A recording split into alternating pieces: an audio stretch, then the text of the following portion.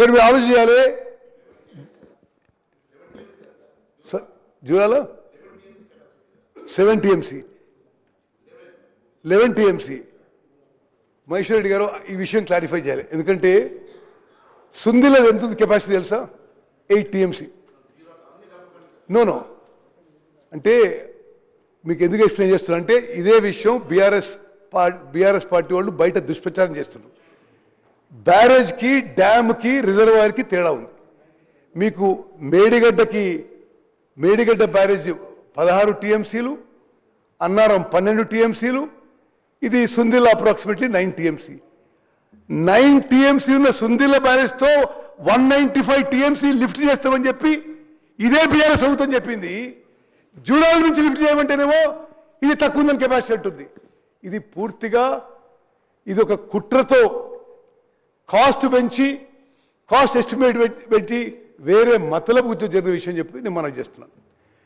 మరి జూరాల ప్రాజెక్టుకి నీళ్లు లిఫ్ట్ చేసేది 414 మీటర్లు.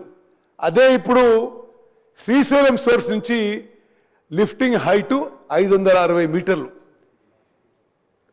అదే జూరాల ప్రాజెక్ట్ చేసి ఉంటే 22 పంపులతో ప్రాజెక్టు పూర్తయ్యేది. మరి శ్రీశైలంలో 37 పంపులు అవసరమైన విషయం కూడా నేను మనం చేస్తున్నాను.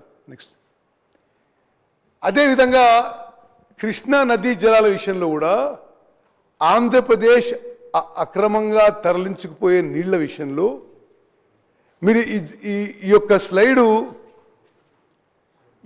స్లైడ్ దయచేసి కృష్ణా బేసిన్ ఎమ్మెల్యేలు అందరూ కూడా ప్రత్యేకంగా గమనించాలి.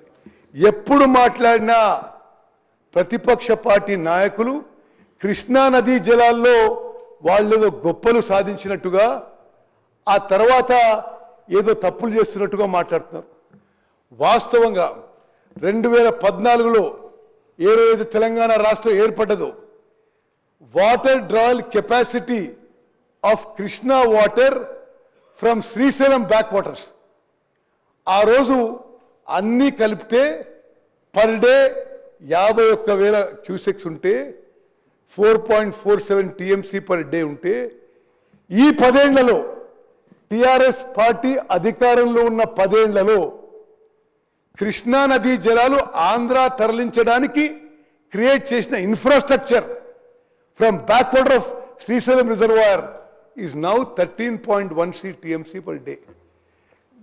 నేను మళ్ళీ రిపీట్ చేస్తున్నా, తెలంగాణ రాష్ట్రం ఏర్పడి కల్వకుంట్ల చంద్రశేఖరరావు గారు ముఖ్యమంత్రి అయిన రోజు ఆంధ్రప్రదేశ్ అక్రమంగా కృష్ణా నదీ జలాలు తరలించే water drawal capacity was 4.47 TMC per day. In 10 years of TRS government, Andhra Pradesh has increased their infrastructure to illegally divert Krishna waters from backwater of Srisailam and increase it to 13.16 TMC per day. దీంట్లో అదే ఉండిన ఒక నిమిషం, దీంట్లో మా ప్రభుత్వం, కాంగ్రెస్ ప్రభుత్వం, రేవంత్ రెడ్డి గారి నాయకత్వంలోని కాంగ్రెస్ ప్రభుత్వం సాధించిన గొప్ప విజయం ఏంటంటే రాయలసీమ లిఫ్ట్ ఇరిగేషన్ స్కీము గత టిఆర్ఎస్ ప్రభుత్వంలో వైఎస్ జగన్మోహన్ రెడ్డి గారు ముఖ్యమంత్రిగా 3 TMC పర్ డే వాళ్ళు నిర్మాణానికి ముందుకు పోతుంటే ఆ రోజు కేసీఆర్ గారు వారి ప్రభుత్వం పూర్తిగా నిశ్శబ్దంగా ఉన్నారు.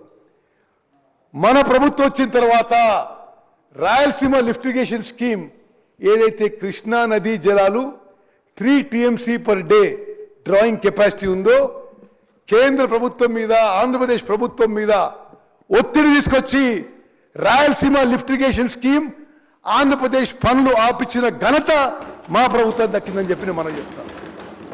నెక్స్ట్ అదేవిధంగా మాటి మాటికి కృష్ణా నదీ జలాల్లో ఓహో మేము అద్భుతాలు చేసినామని చెప్తుంటారు. ఇవన్నీ అంకెలు, these are all official figures. Krishna నదీ జలాల్లో మేము చాలా గొప్పగా చేసినాం, మీరేదో అన్యాయం చేస్తుందని పదే వీళ్ళు చెప్తుంటారు.